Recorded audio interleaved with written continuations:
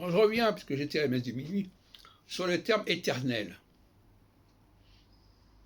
Est-ce que le Dieu des Juifs est éternel?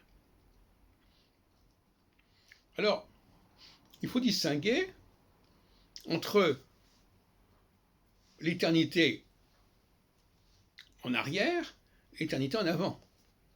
C'est pas tout la même chose. L'éternité en arrière, ça veut dire que c'est un Dieu qui a toujours existé. De toute éternité, comme on dit. Et à mon avis, ça, c'est pas du tout le Dieu des Juifs. Le Dieu éternel en ce sens-là, c'est le Dieu aristotélicien, c'est le premier mouvement, c'est le Big Bang, c'est tout ce qu'on voudra. Par contre, que le Dieu des Hébreux soit voué à l'éternité pour l'avenir, pour les siècles des siècles, comme on dit, les Olam Vahed, pourquoi pas? Il y a une différence entre dire qu'on veut rester avec quelqu'un pour l'éternité et dire que cette personne-là a existé de toute éternité. C'est pas du tout la même démarche. Or, on a l'impression qu'on confond les deux, on amalgame les deux problématiques en une seule. C'est assez ambigu. Quand on lit dans les traductions bibliques que le mot Dieu en hébreu est traduit par l'Éternel,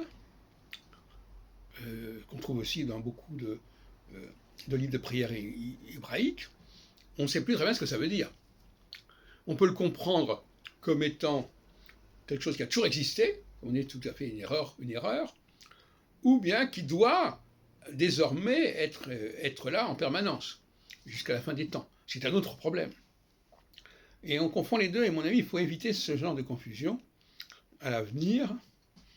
Le Dieu des Hébreux est un Dieu qui est né de ce mouvement originel, mais qui ne se confond pas avec lui.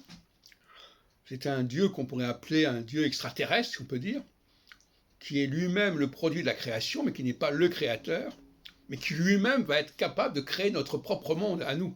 C'est-à-dire notre Terre, avec le ciel, le système solaire, et notamment Saturne qui organise cette Terre et ces terriens, cette humanité, mais en aucune façon, il n'est le Dieu qui a toujours existé.